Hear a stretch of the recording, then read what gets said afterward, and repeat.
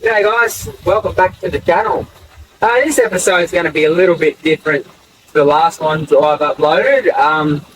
This one here, I'm going to give you a bit of a talk, bit of a look around one of my own personal G60, being the red 1974 G60 pub you see next to me here. Over the last few weeks, those that have subscribed to the channel would have seen that I've been doing a fair bit of work to an old G60, and you probably picked this as the car that's been getting the love. So over the last few weeks, I've done a swivel hub rebuild, I've done front brakes, I've done rear brakes, I've done rear wheel bearings. Previously to that, I rebuilt the gearbox and the transfer case just for more peace of mind than anything. I originally got onto this car about 2017 or 16 it was. I met a bloke through the social platforms from Central West New South Wales that had a short wheelbase G60 that was an unfinished project that he was looking to move on. I wasn't really interested in buying that G60 off him at the time, but the more I started talking to him, he let the cat out of the bag that he knew of another G60 that was a one owner from new. It was a red factory pickup Pup Ute, which my ears pricked up when he said that.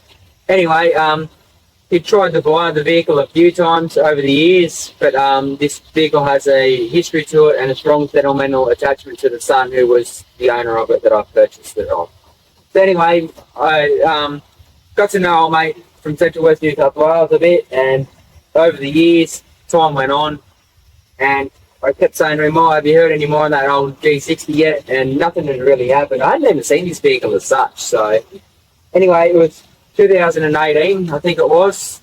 I got a message from Dwayne saying that he'd ran into the old mate that owned that G60 and he was looking to sell it. They said, "Oh yeah, what's the go? How much does he want?" So Dwayne said, "This is the price, blah, blah, blah, that old mate wants. I'll go out there and get you some photos." So Dwayne headed out there and got some photos from me one weekend, and it was pretty easy for me to make that decision that, oh, I wanted to buy this G60. So anyway, it's a 1974 G60, and it was purchased brand new at the start of 1975 from Giddings Motors in Bathurst. They were the Datsun dealership at the time in that area. I'm the second owner from new. It spent its life on a farm just outside of Safala in New South Wales.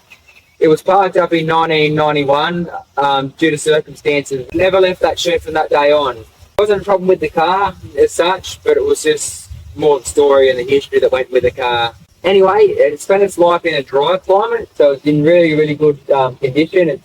It's fairly straight. It's got a few dings and blemishes as you'd expect being a car that spent its life on the farm, but rust-wise, it's absolutely awesome. The only issue with this car, rust-wise, really is the floor of the rear tub. Unfortunately, someone had set something in there and it had eaten through the tray at some stage in the section. So, yeah, it's a bit of a bummer, but it's a really solid example. When I got it home, it hadn't gone for 27 years. It was parked up in 1991 and hadn't gone for 27 years. So I played around with it. It took a bit of effort to get it going, but I finally got it going. The motor in there that was in it was not the original motor out of this vehicle. It was from a 1965 G60 Patrol. The original motor that was in this vehicle, the original owners had replaced, and it came with the vehicle at the sale. So I still have that motor stored away. It will need a rebuild and it will need boring out. So if I ever fully restore it, I will put that motor back in there after I give it a bit of love. But anyway, got it home and the motor was pretty crook. So I had a 1976 G60, as you can see in this following photo. I picked it up for $50. It was pretty rusty. The chassis was had it, the cab was had it, and it hadn't gone for a number of years. The lady was bought the property and the car was left behind. So I picked it up for $50, and the best thing of all was it had a Thomas Petio winch set on it, which are worth weight in gold, and are worth a lot more than the $50 I paid for the car. So anyway, I used that vehicle around the farm for a number of years. It had a tank set up on the back and a pump, and I used it around the farm for just different odd jobs and stuff like that. And when I finally got this old girl home and got it running, it wasn't great. The number one Welsh plug at the front of the block there leaked. So that was easy enough to change that. Then the rear Welsh plug leaked, and I thought, oh well, I can see where this is going. It's going to be a domino effect here. One's going to go after the other. So the only way to really do it properly is pull the motor out. So I thought, well, this motor's pretty crook. I don't know what was wrong with it. I don't know if it was down on compression. I don't know if it had a blown head gasket. Don't know if it was a stuck ring, broken ring. So I don't know. But one thing I knew was it was not a very healthy motor at all. Didn't even have enough steam really to move under its own power in first gear low range. It was very sad, that motor. So anyway, I put that motor into this one, and while it was out, I decided I'd do I'd freshen up the gearbox, the transfer case with new bearings and seals. So I done that, and while it was out, I thought, oh well, I'm going to do it once. So I put a new clutch kit in it.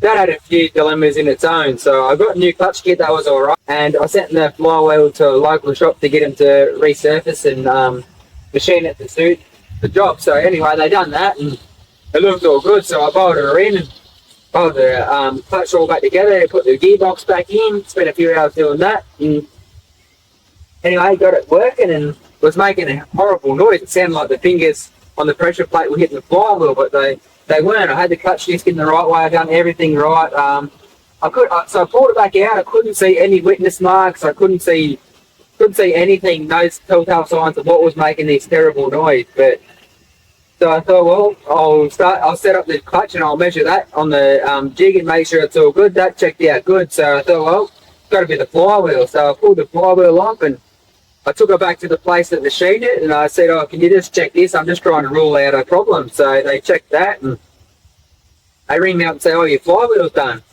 The fella that had machined it there didn't machine it properly, so it wasn't disengaging, and as it was in certain sections, so it was making this terrible noise. So anyway, I eventually sorted that out, and I've got it back together. So anyway, it's a very dry vehicle. It's a one owner from new. It was a real time warp, this vehicle. It still has all the paperwork, books. It still even has a factory toolkit under the seat. It was a real time warp. I hadn't moved for a lot of years, 27 years, which is a pretty long time. You'll notice the tyres I got down here. They're off one of my other G60s. The original wheels off this G60 here. It had sat that long in the shed that the bottoms of the rims, where they buried into the dirt, it sat that long, they started rusting the wheels away. So I put these tyres on here, and I'm going to leave them on there till I get it roadworthy. Then I'm going to get some new tyres and I'll clean up a set of original single piece wheels, which this G60 would have had. But anyway, I'll take you around and give you a bit of a look at it and tell me what you reckon. Anyway, I'll show you around. But before we do that, check out this footage of the rescue when my mate pulled it out of the shed.